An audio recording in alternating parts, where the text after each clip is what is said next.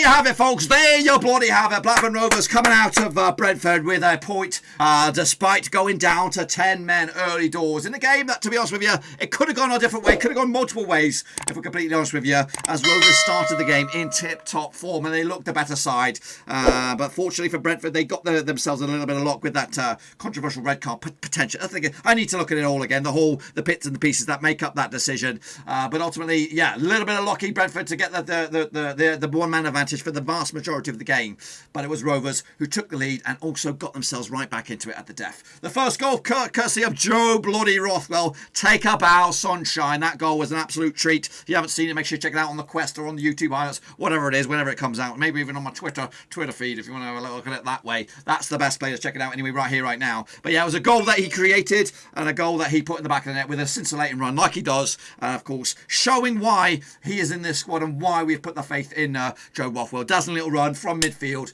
And of course, he puts it, as he skirts it past David Wright, of course, who was between the sticks for Brentford. So that took the lead, but then the decisions that made this game go the way in which it went. And it was a couple of yellow cards, or definitely one yellow card for Darragh Lenihan early doors, which kind of put the taste in the mouth of the referee. And of course, a bit of a bog standard move, really, from Brentford towards the box. Toney was involved in it, who already prior to this controversial element of the game, did get himself a yellow card for diving. So that added a bit of fuel to the fire in this decision. But ultimately, a bit of a calamity there. Lenihan and Toney colliding. Referee thought it was straight red. I think it was a straight red anyway.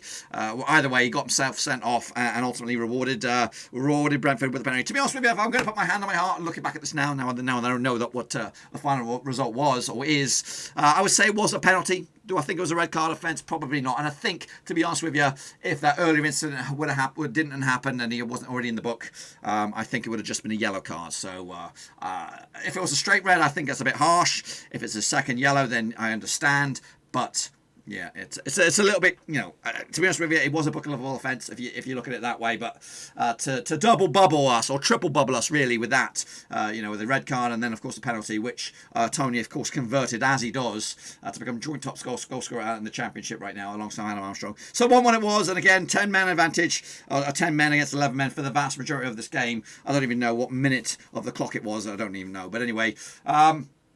So Rovers, fortunately, we held on to the break at all square 1-1.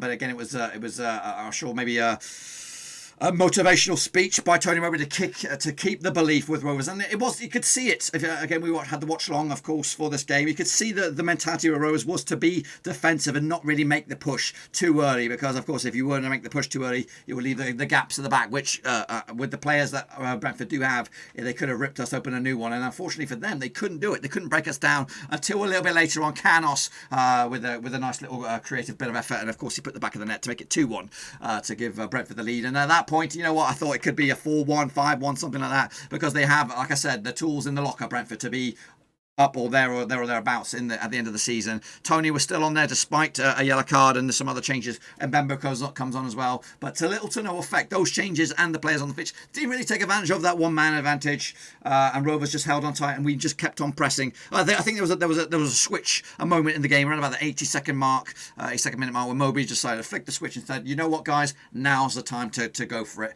and try to press with the man a deficit, of course. And again, we had a couple of chances, but the one and only golden opportunity that came our way was a man that we would never even think about. I would never even think about it. I think Nyambi had a better chance to put the ball in the back of it than this guy, because Jacob Davenport comes up with the Bobby Dazzler. It's not one for the old scrapbook, and to be honest with you, I think it was a little bit of hit of luck and a little bit of hit and hope and a lot of lady luck going in favour of Davenport, because he owed us that one. He did bloody well owe us that one, because I remember a game, I can't remember who it was against. I think it was all level, or there was a moment in the game where Davenport was one-on-one, and he kind of spooned his chance and it went wide, and the game was kind of our hopes of getting anything extra out of that game, whichever it was, I can't really remember, but he blew it. He fluffed his lines, and to be honest with you, ever since that moment of the Davenport, I've never really believed that he was a goal scorer, but today he was in the right place at the right time with a little bit of a scrappy bit of effort, and he put the ball in the back of the net to make it 2-2, and then it was just defend,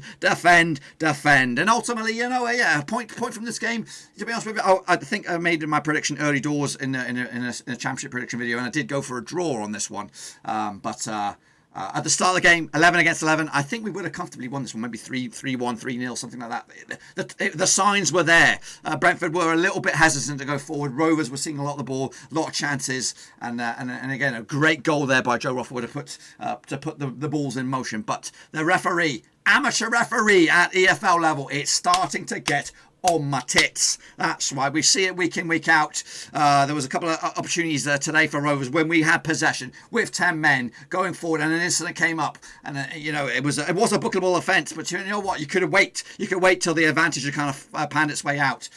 So that's the one of those nasty bits of taste in my mouth in regards to EFL football, because the refereeing is absolutely mediocre. To be honest with you, I've seen better refereeing coming out my arse than in the shape of a brown turd. That's how good the refereeing is at the moment. You don't have VAR to back you up. You either got to be spot on the bloody nose first off, or more confident and more knowing of the rules, or more knowing of the world of football around you. If you don't have VAR in there, so the refereeing standard needs to up a level in the EFL if we to be considered as a higher standard of football as it is. So it's always there. It's always the question mark: who is the dubious referee going to be this weekend to stiff us one? Not just us; it happens across the board. But anyway, we held on for the 2-2. Massive result. Of course, we're coming into this 3 wins on the bounce, and it just adds another game unbeaten now. Rovers looking maybe, I think, 6 games unbeaten, and of course it is a Brucey bonus point to keep us in that top 6. I'm going to look at the table. I can't really see it on the screen. I know it's there for you to see, but ultimately that result keeps us within touching distance of the top 6. Of course, the defeat would have put us a little bit further off. We're 9th now, but a win still could get us back up in the 5th spot. And again, Bristol City on the weekend, who are now down to 8th. And again, I've not really looked at the games elsewhere, but realistically, I think it's a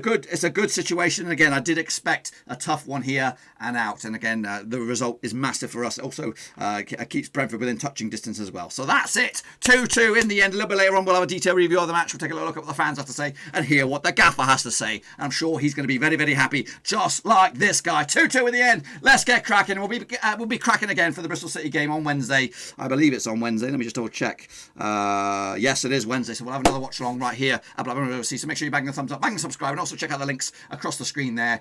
They are Twitter, Twitch, Facebook, and of course Patreon if you want to become the latest brother from another mother. That's the best place to do it. I'm happy. Hopefully you are happy. It feels like a win, lads. It feels like a win considering the odds. And again, we had some injuries on the day, losing Douglas, losing Wharton, but you know what? I'm hoping it's not too bad, and we'll have to wait and see what the doctor says with those. Anyway, until then, be sure to give the video some love and smash the thumbs up and smash the subscribe, and I'll see you all on the other side.